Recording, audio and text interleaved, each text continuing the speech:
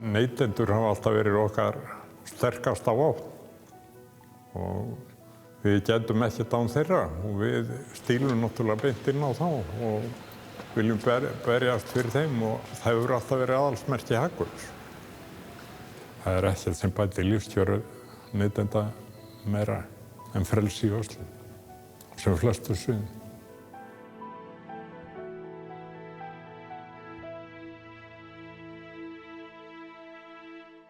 Ég hafði verið í Englandi og kom heim að hausti til. Var svona leita fyrir mér. Hafði vísu atvinnutilboð í Suður-Afríku. En kynnti stúlku hérna á Íslandi meðan ég var heima og frestaði förinni. Og hún var frænka Pálma. Pálmi vissi eitthvað af mér og vantaði mann. Þá var Pálmi að spá í að setja upp matvöruverslun, tengda Hagkaup og gera þetta svona í allt múli verslun bara. Og þetta þurfti heilmikið starf að leita af vörum erlendis og flytja þær inn og Hagkaup var komið í þá stöðu að það var búið að mynda samtök kaupmanna gegn Hagkaup. Þetta var náttúrulega upphaflega svona póstsölu fyrirtæki og saumastofur. Og við dreifðum samkvæmt póstlista. En við vorum með fyrsta búðin var á Miklatorgi og við raunverulega byrjuðum líka aðeins með maturina þar. Og þá var Pálmi strax farinn að vinna í því að opna markað.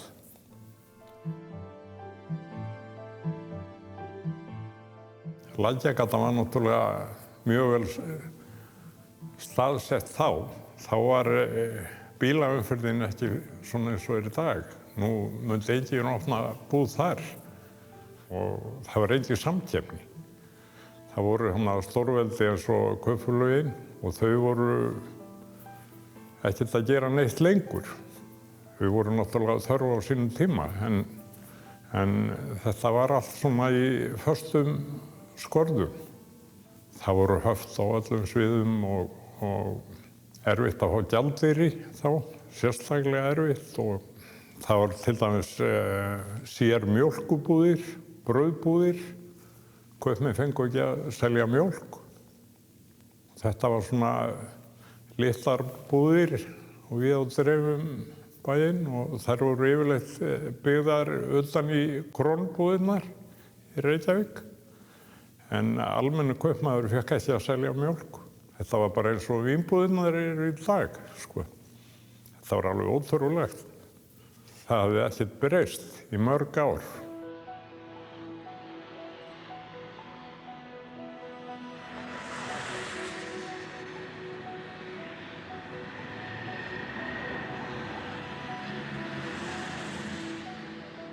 Það var hér í Lækjargötu 4 þar sem Hagkaupsbúðin var. Og þetta var gamalt hús, 2 hæðir og búðin var á neðri hæðinni og skrifstofurnar uppi. Þá var nú trendið í viðskiptum, þá voru ekki margir á bílum. Og þá voru verslanirnar þar sem aðalumferðin var, göngutrafíkin. Það var náttúrulega strætó hérna. Hérna var miðstöð strætós og hérna var mannhafið.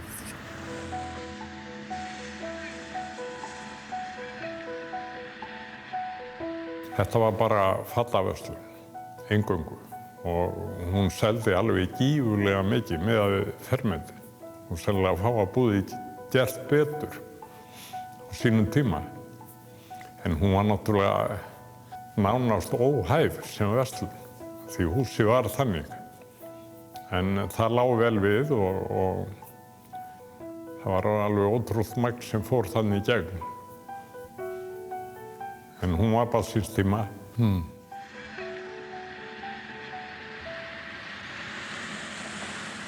Pálmi Jónsson, hann var nú frekar svona dullur maður og var ekki mikið fyrir að baða sig í sviðsljósinu. Hann var mikill hugsjónamaður, myndi ég segja, og vildi breyta öllu hérna í verslun og fannst þetta algjört miðaldakerfi hérna. Þetta var þetta alveg með ólíkindum hvernig þetta var fyrir rúmi 40 árum. Við lentum nú í því að það var þarna stríð milli kaupmanna, matvörukaupmenn. Þeir lokuðu heildsalan sem seldu okkur af því við fórum að lækka verð og breyta.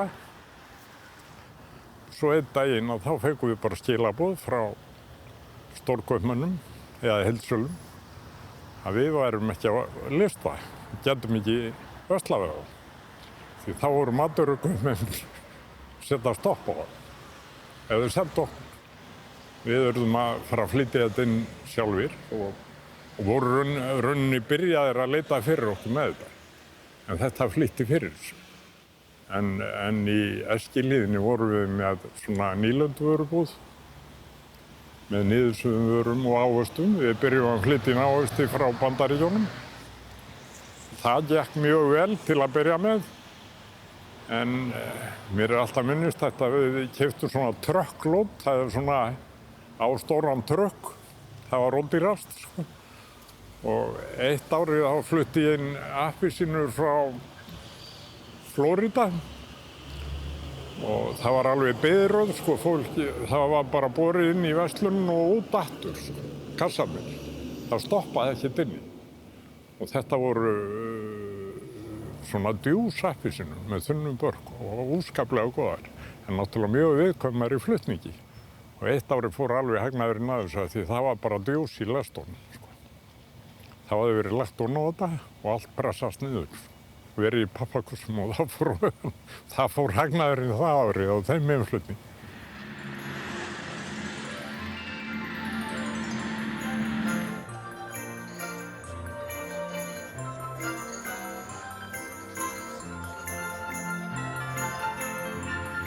Jólaverslunin skipti okkur gífurlegu máli. Þá fluttum við inn leikvöng og þá þurfti að stjórna strömmnum í búðinni. Þá var borgunin náttúrulega allir með seðlum. Einu sinni þá seldum við mjög vel einn daginn, það var nú gott veður og ég var með bankahólf hérna sem ég þurfti að koma penningunum kvöldið. Þá var það hérna Einabakkinn í Lækjargötu. Og ég átti Volkswagen, svona lítið bjöllu og það var alveg fullt aftursætið og framsætið af seðlum í brúnum bréfbókum. Maður tróð þessu bara inn lúna og svo var það talið í bankanum morguninn eftir.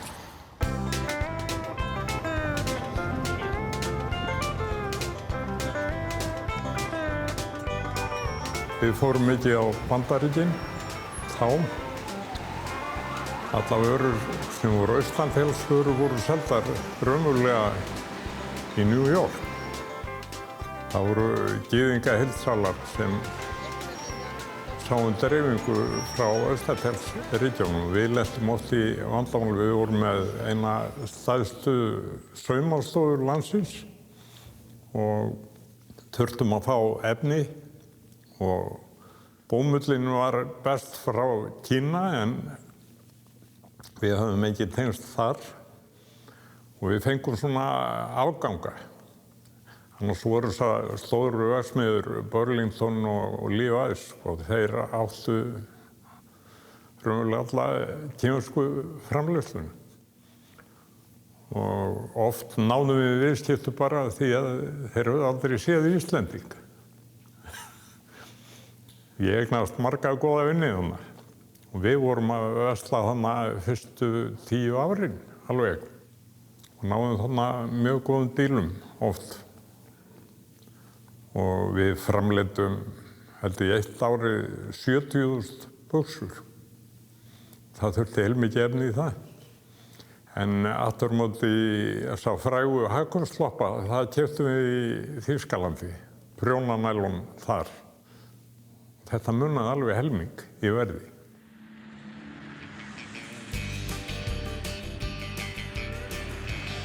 Ég var með skrifstofu upp á lofti, Lækjargötu 4 og þetta var allt mjög primitíft. Svona, ég man alltaf eftir því að það einu sinni þá kom kona hlaupandi upp og sagði að heilbrigðiseftirlit Reykjavíkur væri niður og maður þar. Ég að koma strax. Hann hótaði að loka versluninni. Ég fer hann niður og vissi alltaf hvað heilbrigðiseftirlit Reykjavíkur var. Ég held ég að verið 22 ár. Og þá sagði hann að þetta gengi ekki, það væri ekki vaskur í búðinni, niðri. Og ég sagði, hvað þurfum við að gera við vask? Það verður alltaf verið vaskur í öllum verslunum. Menn verða að geta þegið sínum hendurnar. Það var náttúrulega ekki leið að setja vask þannig niðri. Það voru engar pípur og ekki neitt. Og svo ég hafði nú ekki Pálmi sagði, þú voru bara að segja þetta. Við vorum með einhvern pípara, gamlan, sem sáum allt fyrir okkur og ég sá hann að koma og setja upp vask. Og hann kemur og það var ekki niðurfall og ekki neitt. Hann sagðist geta að setja upp vask, en rörið að fara bara niður í kjallara. Það var svona hól kjallar undir. Ég sagði það er allt í lagi, það aldrei opnað fyrir vatn. Og við skelltum vaskinu niður. Og svo kom maður frá heilbrigðiseftirlit Reykjavíkur og hann sá vask og við fengum að hafa opið. Þetta var allt svona hálf laskar.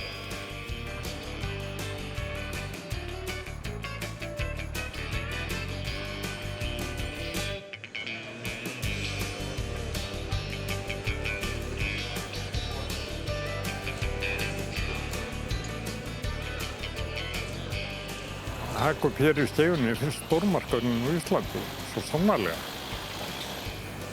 Pálmi var nú búinn að hugsa það lengi að það var hans draumur að setja upp stórmarkað á Íslandi. Og það var búið að leita mikið á húsnæði og við vorum nú búin að kynna Sveini Valfells þá í gegnum Kjörgarð á Laugavegi og átt góð viðskipti við hann. Og hann benti, það var raunlega Sveinn sem benti okkur á þetta húsnæði. Hann átti Skeifuna. Það var myndað hérna félag á sínum tíma sem ég held að sé ennþá til og heitir Iðngarðar. Og þeir fengu hagstæð lán. Hérna átti að byggja upp iðnað. Svo komst ekkert á staði í þessum húsum og húsi hérna við hliðina á okkur. Það var skautahöll, það hefði frosið vatn. Þannig inni og við fórum og skoðum hérna Skeifuna, Sveinn og það var gluggaluft og klædja á gólfum og þá var það þá leyfi til að opna verslun og það tók dálítinn tíma en það hafðist og þetta var bara skverað í hvelli af og ég man að við vorum byrjað að raða inn á gólfin bara á pöllum og það voru ekki komnar upp hillur þegar við opnuðum ennum sinni. En það vantaði margt allir inn, sko. Það vantaði mjólkina, til dæmis, sko. Ég held að þetta hefur skipt sköpum fyrir Hagkaup. Þarna komumst við alvöru í gang, aftur, sko, frá byrjuninni. Það var orðin svona tölvöru stöðnum hjá okkur. Svona var umhorfs í einna matvöruverslun Reykjavíkur laust fyrir lokun í dag.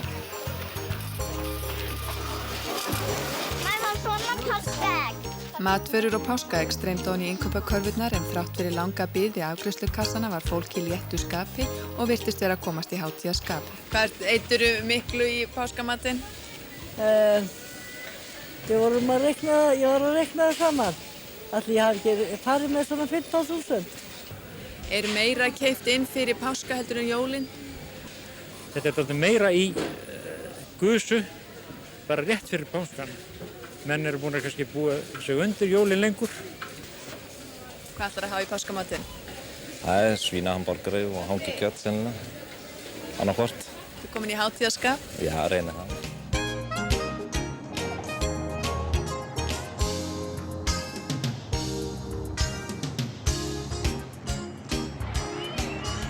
Við vorum búin að sjá þetta alls staðar Target og þessar stóru búðir úti sem voru mjög vinsælar og eru enn.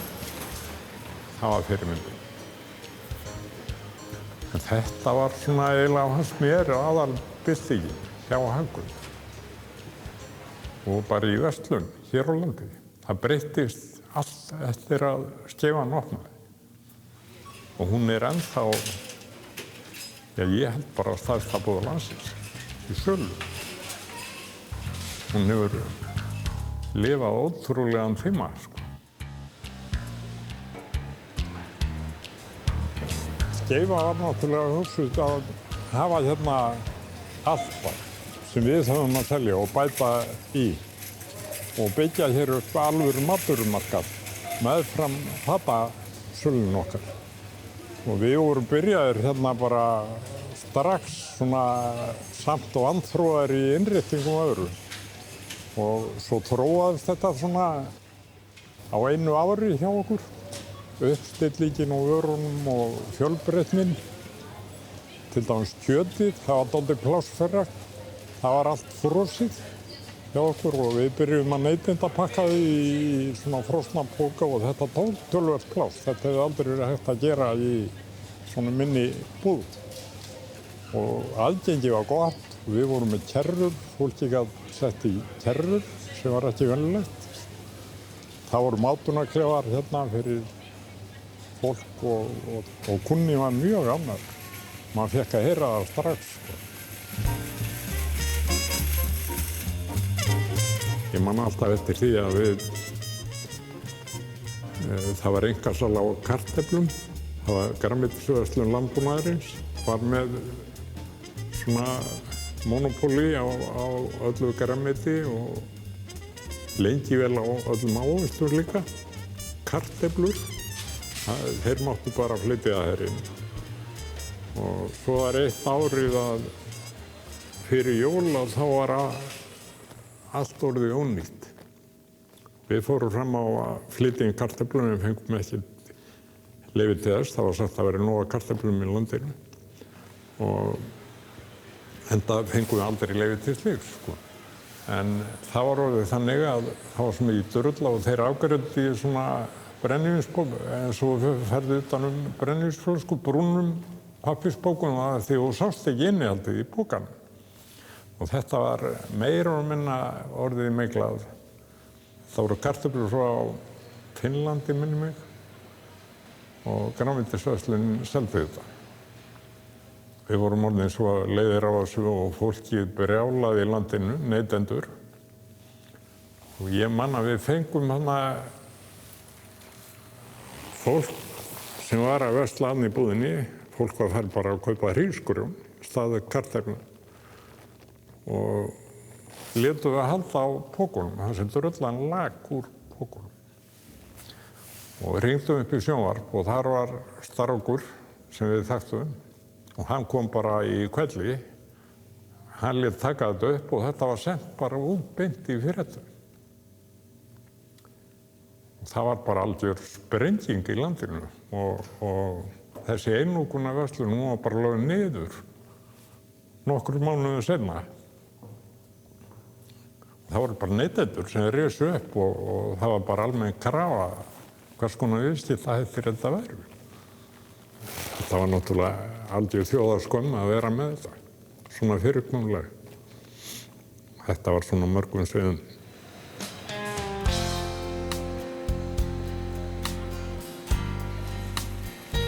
Við gátum ekki fengið að selja allar vörur hérna.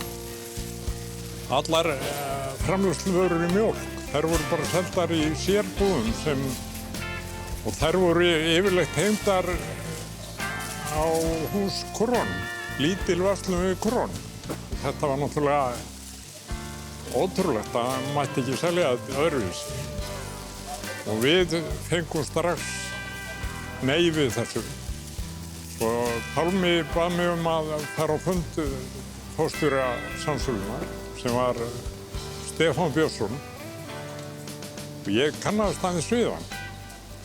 Og hann tók mig mjög vel, kallinn, og ég sagði honum frá þessu að við værum að opna hérna stórmarkað og við gætum hann ekki nefnt í nafni nema að hafa mjólkurvörur inni. Og hann sagði, já það er nú þannig að ég er með búð hérna upp á Grensásvegi. Þarf ekkert á þessu að halda. Og ég sagði, ég er alveg tilbúinn að leigja þér dótdýrt. Það er alveg sama. Þá sagði ég ætla bara að bjóða þér að leigja frítt og þú mátt hanna búðina sjálfur og við borgum kostnaðinn. Þá sagði hann, já það er nú erfitt að neita svona góðu boði, Ólafur. En þetta er pólitísk ákvörðun. Þú voru að fá samþykki stjórnar, Mjólkursamsöluna. Og það veldi svo til að ég þekkti nú formann stjórnar líka, hann var þarna austan af mínu svæði, pabbi Gunnar Ágústssonar, Ágúst Thorvaldsson, sem var mikill baráttumaður bænda, skynsamur maður. Og ég fór með sömu rulluna fyrir hann og sagði svo jafnframt, bætti því við að þetta væri náttúrulega bændum mjög í hag að geta losnað við að reka þessa búðir og þurfa ekki að bera kostnað og svo geta selt þessa búðir líka. Og við myndum selja þetta fritt fyrir hann. Og hann var mjög hugsi og var nú greinilega búinn að frétta af minni komu áður og sagði, já þetta er nú mjög gott boð. Og ég held stjórnarfund og talaði við seinna. Mánuði seinna vorum við búin að fá leyfið. Og það náttúrulega gerði þess að búða dagvöruverslun strax, sko. Þegar fólk gat komið hérna og fengið mjólk daglega og þetta var það sem við þurftum. Gerði þess að búða mjög öfluga strax. En við sátum einnig að þessu í heilt ár. Það fengu engir aðrir. En svo sprakk þetta. Þetta var það sem gerði mjólkina frjálsa. En hugsaðu hvað þetta er stutt síðan. En svo hefur margt annað þróast hérna, sko. Núna eru við til dæmis með alveg nýtt eldhús. Hérna getur fólk komið og fengið grilla vörur, kjúklinga og annað. En þessi búð hefur verið ótrúlega vinsæl og það hefur ekkert mjög mikið séð. Við höfum ekki eitt miklu penningu inn í innréttingar eða annað. Þið sjáu að það eru margar vörutegundir. Fyrst var bara skyr, mjólk og rjómi, svona venjulega þegar hann var til. Núna er þetta orðið fjölbreytt úrval. Og það sýnir nú að þeir hafa staðið sig afskaplega vel, Mjólkursamsalan. Mér finnst þeir ekkert gefa eftir erlendir, sko. Og þeir þyldu vel samkeppni, Mjólkursamsalan. Því þeir eru með virkilega flotta vörur.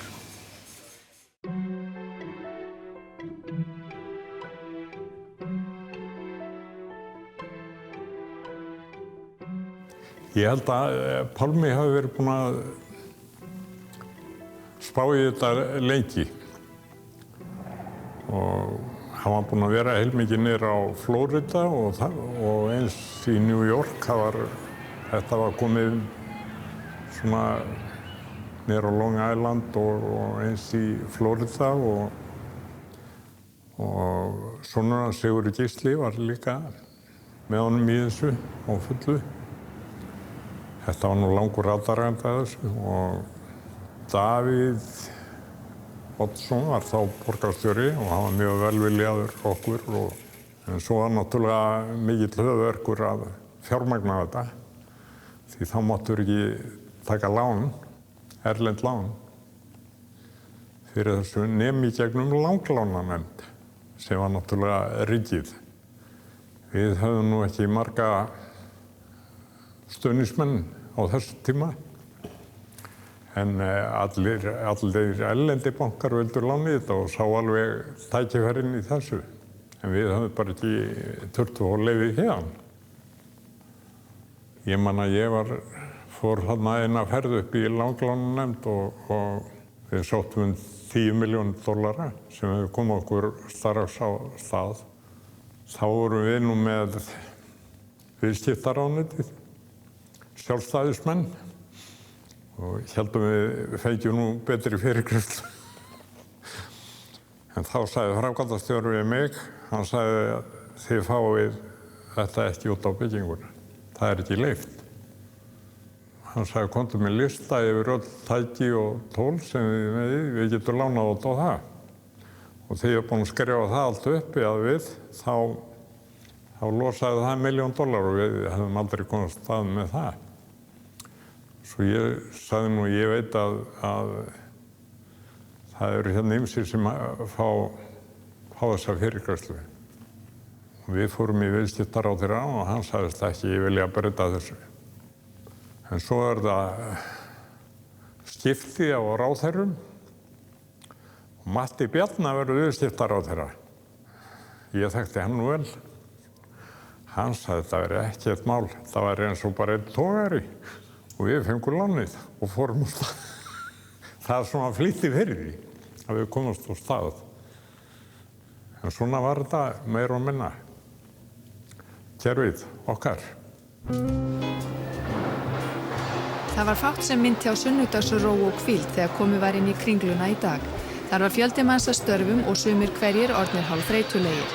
Formleg opnun verslunarmiðstöðvarinnar verður á fimmtudag og virtust verslunarrýmin komin mjög mislangt á veg. Í sumu var þegar búið að hlaða vörum í hillur en annars stað var húsnæðið enn hrátt og ófrágengið en hljóðið var samt gott í öllum sem rætt var við og bjartsýni ríkjandi að allt verði tilbúið á fimmtudag. Síðan þið eru farin að pússa rúður og raða upp í hillu svo þið ætla að vera tilbúin þegar verður opnað hér? Já. Við sóttum náttúrulega fyrirmyndina Kringlunni til Bandaríkjanna. Þar sem Mekka svona verslunarmiðstöðva. Við sóttum náttúrulega líka í Breta, sko. Þeir voru með góða fyrirmyndir, en okkur fannst þau ekki svona að vantaði skorðið í það. Svona þau voru ekki nógu falleg, mollin. En við vorum búin að finna þarna breska arkitekta sem voru ráðnir í að teikna Kringluna og við fórum tveir, ég og Sigurður Gísli, sonur Pálma, sem var nú einn af primusmótorunum í byggingunni hér og hannaði þetta. Fórum með bresku arkitektana til Florida og líka til New York. Vorum með þá bara í 10 daga að sýna amerísku mollin. Við erum náttúrulega ekkert að finna upp hjólið í þessu, þannig að við bara sóttum í það besta sem við höfum séð og vildum sýna Bretunum þetta líka. Og þeir tóku alveg nótis að þessum hugmyndum okkar. Og svo fengum við frábæra arkitekta heima og þeir útfærðu verkefnið og unnu bara sem tím með þessum bresku arkitektum. Hvað mikið af blómum sem verður í þessu húsi? Aðal uppistaðan eru náttúrulega stóru trén sem við erum með. Það eru pálmar og stóri fíkusar. Hvernig líst þér á að þetta verði allt saman tilbúið fyrir fimmtudag? Jú, það verður bara að hafast. Þetta verður ansi mikið vinna framundan en þetta tekst örugglega. Við vorum náttúrulega svona svarti pétur í versluninni, þannig að kaupmenn höfðu engan áhuga á að vera með okkur. En sáu tækifærin og margir af þessu kaupmönnum höfðu farið oft út og séð þessi moll, eða kringlur, eins og þetta er kallað á Íslandi í dag, og sáu tækifærin hana. Og við gerðum svona stúdíu og ég tók Laugaveginn og gaf búðum svona A, B og C og hvað væru margar í hverri grein. Hvað margar skóbúðir og hvað margar svona tískubúðir og svo ferðamannabúðir og herrabúðir og dömubúðir sérstaklega. Svona bæði tísku og svona hefbundið og við gáum svona brygg. A, B og C og við réðumst fyrst á þá sem voru A og svo þær niður í B og allarleið niður í C. En við náðum þarna strax stórum hópinn og þetta var náttúrulega mjög dýrt fyrir marga og sumir höfðu bara ekki ráð á þessu og dutt út þess vegna og aðrir trúðu ekki á þetta. Og við fórum með þessa kaupmenn sem voru líklegastir, fórum með þá til Englands í svona 3 nátta ferð og sýndum eitt moll í Newcastle og það tryggði okkur þennan hóp.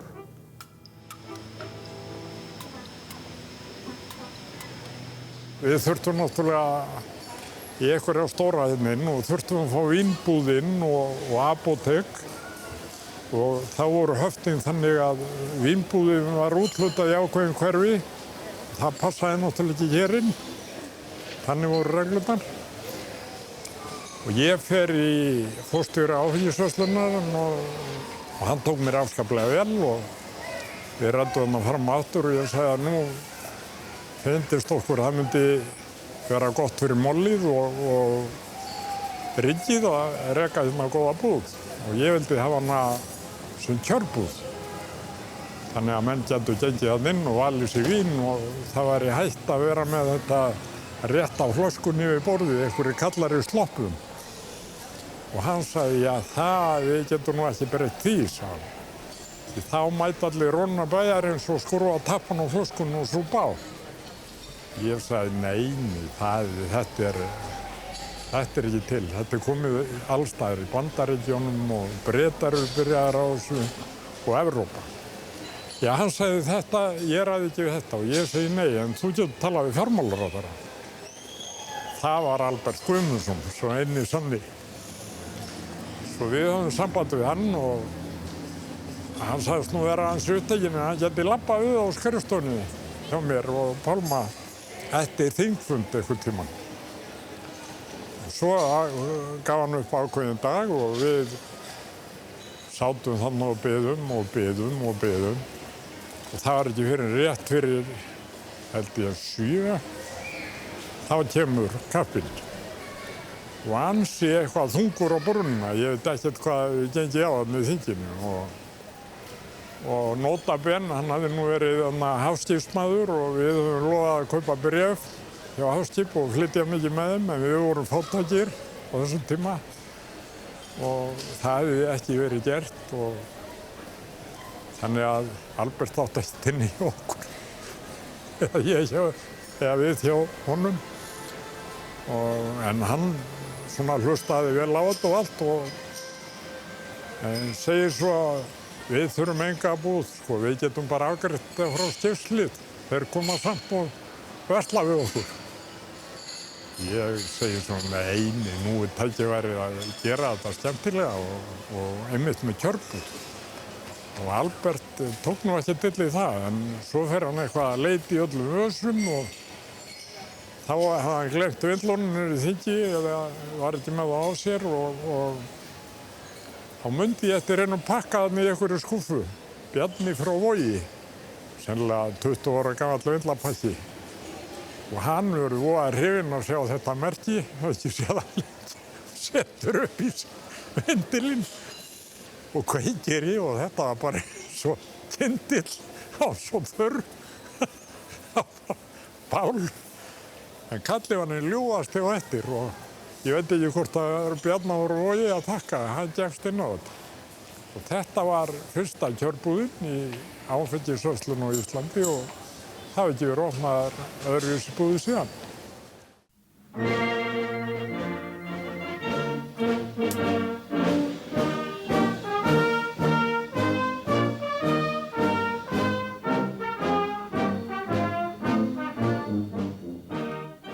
Lúðrasveit verkalýðsins tók á móti viðskiptavinum í gærmorgun þegar verslunarmiðstöðin í Kringlunni var opnuð. Það var margt manninn þar strax fyrir hádegi í gær en verslanir opnuðu þar klukkan 10 og verslunin var komin í fullan gang skömmu síðar.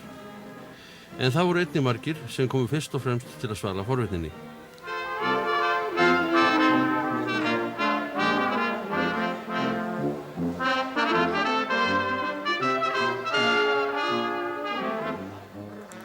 Þrátt fyrir gífurlegan mannfjölda, áegiska 40.000 manns, sköpuðust engin vandræði í umferðinni umhverfis Kringluna og bílastæði reyndust vera næg sem hafði þó verið nokkuð áhyggjuefni.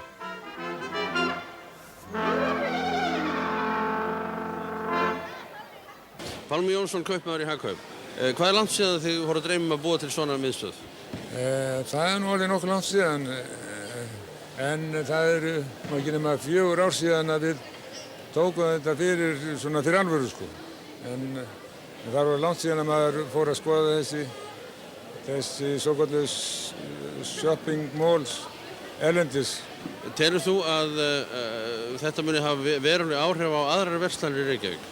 Það segir sér nú kannski sjálft að það hefur einhver áhrif, annars er náttúrulega að verslun heildarverslun í mjög mikil aukningu á þessu svæði, sko, á Stór-Reykjavíkur svæðinu.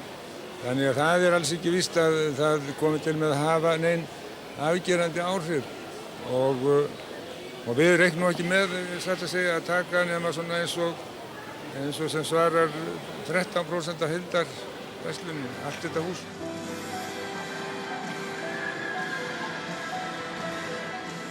Flestir kaupmenn sem voru góðir kaupmenn sáu tækifæri hér. Hérna myndi fjöldi manns koma inn. En svo sannast hefur, það eru 56 milljónir innkomur hérna á árið af viðskiptavinnu sem sýnir bara kraftinn í þessari byggingu. Þetta gekk ótrúlega vel, en svo gekk misjafnlega hjá þessum mönnum að fjármagna. Sumir duttu út og aðrir fóru á taugum þegar upp á staðið, sko. Því þetta var gífurlegt fjármagn sem þetta kostaði. Þeir þurftu að innrétta búðirnar og það heilmikil sameignar-kostnaður og menn fóru svona á sér neglurnar oft, sko. Ég man að eina nóttina hringdi einn kaupmaður í mig. Hann var búinn að fjárfesta inn í 2 stórum bílum og hann sagðist vera bara hættur og svo. Hann var búinn að selja allt ofan af sér og var í leiguíbúð og hann var bara að kosta þessu. Og ég sagði, ég ekki þá bara að leysa til okkar annað bílið, þú heldur hinn og það dugði og svo var hann í báðum bílunum eftir og gerði góða business. Flesti gerðu það sem höfðu eitthvað að selja. Núna klukkan 5 í dag virðist ég að vera hér enn fleira fólk en var svipaleyti í gær og ekki gott að segja hvað það verður margt þegar loka verður í kvöld sem hefur komið hingað. En við skulum tala við viðskiptavinina og vita hvernig þeim líst á. Mér finnst það virkilega skemmtilegt, mjög gaman að skoða hérna. Mér líst alveg æðislega vel á þetta. Er þú að verslað að skoða? Já, alveg að skoða. Hvernig líst þér á þetta? Mér líst alveg ágætlega á þetta. Ertu að skoða eða ertu að versla? Já, nei, við erum að skoða hérna með einhvernar. Þannig að langaði svona dóttir mína hérna og við skelltum okkur í tjekkun. Hvernig líst þér á þetta? Alveg ljómandi vel. Gaman að skulur koma svona heimsborgarabrag og hjá okkar á þessu litla landi.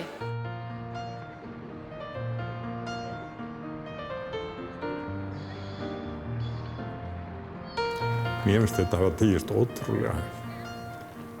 En maður er að labba inn í Kringlunni í dag að maður sér ekki að þetta sé gömul bygging. Mér sé allir gólfverðnin og á veggjónum. Við keyptum marmaran. Ég fór nú til Ítalíu og keyptum marmaran. Þetta er sami liturinn á marmaranum sem er í gólfunum og veggjónum. Þetta er allt upprunalegt. Þetta var bara einni námu þarna, eina æð. Þær eru svona misjafnar á litinn og við völdum þennan lit. Og þeir framleiddu held ég allt á Kringluna þetta vegstæði bara á einum degi, meira og minna.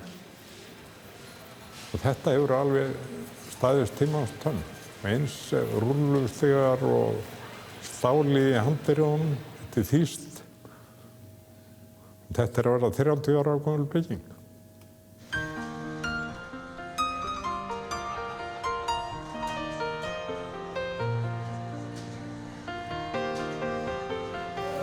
Þetta er nýjasta afkvæmið okkar.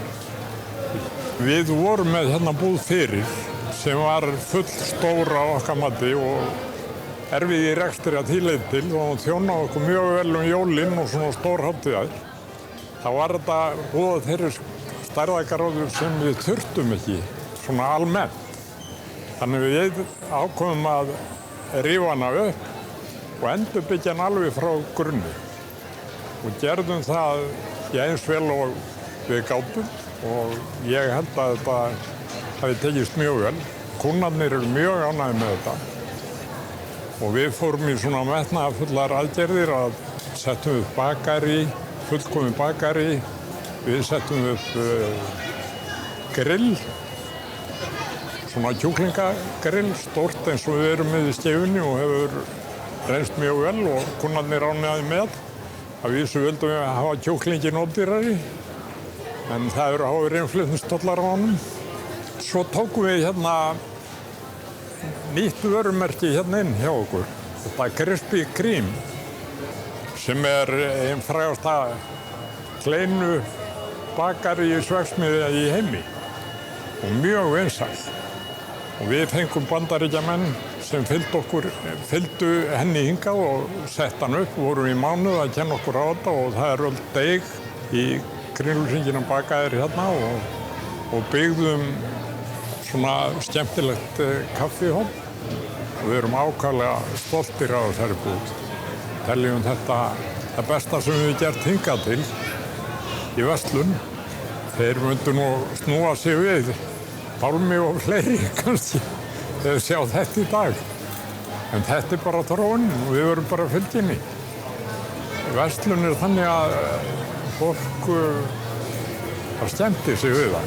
Það hefur gaman að fara saman í góða búðir og fallega búðir og þetta er svona parturorðin af lífinu.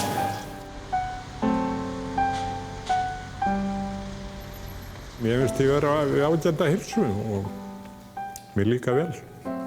Þetta hefur allt tosast fram á veginn, gagnvart neytendum, en það þarf að gera miklu betur. Það er margt óunnið.